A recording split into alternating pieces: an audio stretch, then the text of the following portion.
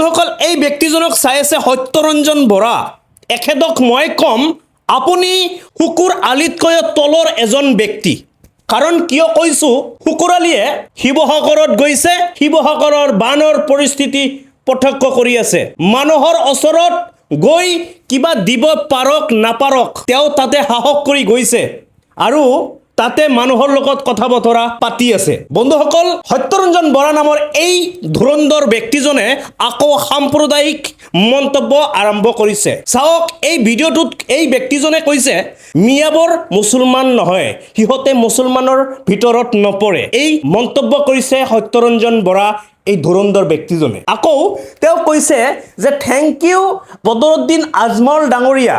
আপুনি শিৱসাগৰত 100 কোটি টকা ইনভেস্ট কৰাৰ বাবে তেখেতে কি ভাবিছে ইনভেস্ট কৰাৰ বাবে বদৰুদ্দিন আজমলক এই হিচাপত কৈছে যে বদৰুদ্দিন আজমলে তাতে ব্যৱসায় কৰিব কৈছে ইনভেস্টৰ কথা কৈছে এইজন ধুৰন্ধৰ সত্যৰঞ্জন বৰাই তেখেতে কৈছে 100 বেডৰ কিয় প্ৰয়োজন তাতে এতিয়া হস্পিটালৰ প্ৰয়োজন কিহৰ কাৰণে আজমল সুপাৰ 40ৰ কিহৰ প্ৰয়োজন তাতে এইবোৰ মন্তব্য কৰি আছে সত্যৰঞ্জন এই বৰা ডাঙৰীয়াই বন্ধুসকল এখেতে কৈছে মই যাব পৰা নাই এই কাৰণে প্ৰব্লেম মোৰ শৰীৰটো ভাল নহয় ঘৰত বহি প্ৰেছৰ সন্মুখত গৈ সাংবাদিকৰ ওচৰত গৈ সংবাদ মেল পাতি তুমি এইবোৰ বাইট কৰিব পাৰা আৰু তুমি কৈ আছা যে মোৰ শৰীৰটো বেয়া কাৰণে মই তাতে যাব পৰা নাই আজি কিমান দিন হৈ গল তুমি এদিনো সময় নাপলা নি আৰু তুমি ডাঙৰ ডাঙৰ মন্তব্য কৰিব আহিছো অকমান লাজ থাকিব লাগে কিমান আৰু সাম্প্ৰদায়িকতা কৰিবা সমাজখন আৰু কিমান নষ্ট কৰাৰ চেষ্টা কৰিবা আজমলে যিখিনি কাম কৰিছে আজমলৰ এটা নম্বৰ যোগ্য তুমি নহয় এইবোৰ কথাৰ কাৰণে মই এই কথাটো কৈছো বন্ধুসকল যিমান পাৰে ভিডিঅ'টো শ্বেয়াৰ কৰিব আৰু এইবোৰ মানুহক উচিত শিক্ষা দিব লাগিব এটা সময় জয় আই Assam Thank you Ajmal Sahab for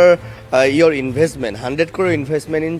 Shivsagar et 100 কোটি টকা মই ইনভেষ্টমেন্ট বুলি ভাবিছো মইতো কেতিয়াও হিন্দু মুছলমান বুলি কোৱা নাই মিয়াটো মানে মুছলমান নহয়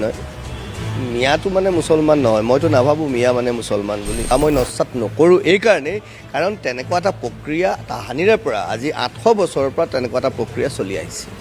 তেওঁলোকে বিভিন্ন চল চাতুৰিৰে আমাৰ সমাজখনক নষ্ট কৰা এটা প্ৰক্ৰিয়া চলি আহিছে দ্যাট ইজ দ্য ফেক্ট ইয়াৰ পিছত মুছলমান সুপাৰ 40 কথা পতাটো অপ্ৰাসংগিক সেই সময়ত সুপাৰ 100 বেডৰ সুপাৰ স্পেচিয়েলিটি হস্পিটেল পাতিম বুলি কোৱা কথাবোৰ আলোচনাবোৰ অপ্ৰাসংগিক অযুক্তিকৰ মই নিজে যাব খুজি আছো মানুহখিনিৰ মাজলৈ কিন্তু ইমান শাৰীৰিকভাৱে অসুস্থতাৰ কাৰণে মই ব্যক্তিগতভাৱে যাব পৰা নাই